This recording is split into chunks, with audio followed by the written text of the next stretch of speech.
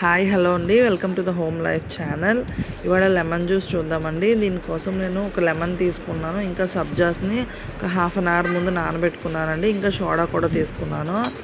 లెమన్ని cut చేసుకొని దానిలో ఉన్న జ్యూస్ అంతటిని స్క్వీజ్ చేసుకొని దాంట్లో పిక్కల్ని సపరేట్ చేసుకోవాలి. అందులోనే నేను 2 టేబుల్ స్పూన్ దాకా షుగర్ వేసుకుంటున్నాను. షుగర్ వేసాక బాగా మిక్స్ చేయాలండి.